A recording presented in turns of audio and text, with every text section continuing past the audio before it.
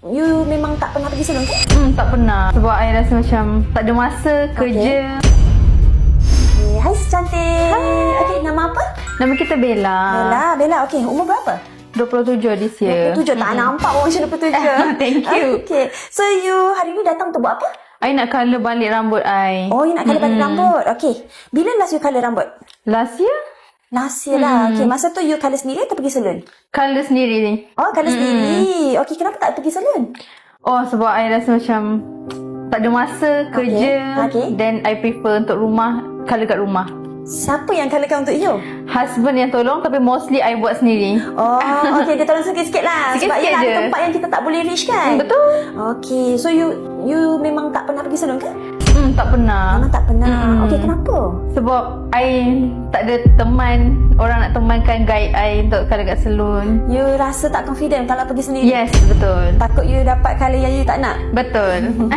Okay. So far I tengok rambut you, I think okay. Normal lah, kalau ada kering sikit tu normal. Okay. Tapi so far I rasa penjagaan rambut you ni okay. So rambut pun strong. Colour yang macam mana yang you nak hari ni?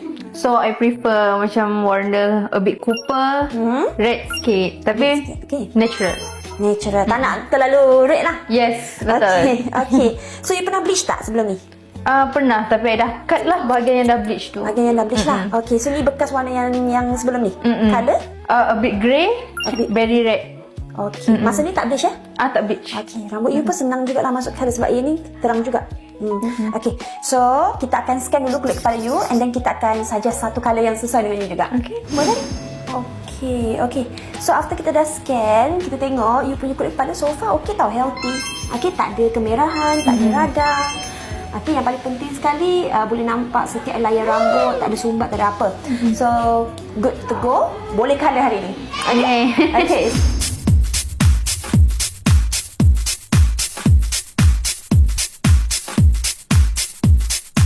Lepas korang colour, kalau nak rambut tu cantik, terurus, okay, korang make sure pakai hair mask at least seminggu sekali.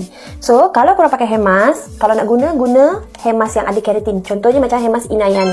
Okay, dalam ni bukan saja ada keratin, dia ada argan oil dan juga shea butter. So, bila pakai, okay, rambut korang pun, lembut dia pun tahan lebih lama. So, ni contoh kita dah pakaikan. Korang tengok tak? Dia nampak ada shininess yang natural kat sini. Ini kalau lepas kita cuci ni nanti, lepas kita keringkan, you boleh rasa tau rambut dia kelembutan dia tu macam mana.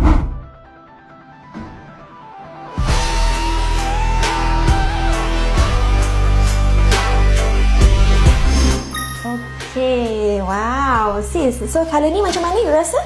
Memang kena dengan apa yang I nak. Tak tubul, nampak natural, still cantik lah. So you nak something yang bawah matahari akan nampak cantik kan? Betul. Yang ni colour ni definitely. Dia dekat indoor dia akan nampak colour ni gelap sikit, tapi bawah matahari you memang akan nampak naik aura, naik seri lah orang cakap. Okay. Dan actually kan styling macam yang a bit little bit curl macam ni sangat sesuai dengan you. So curly macam ni. Maybe next time you nak styling rambut you boleh try styling curl macam ni instead of lurus lah. Okay.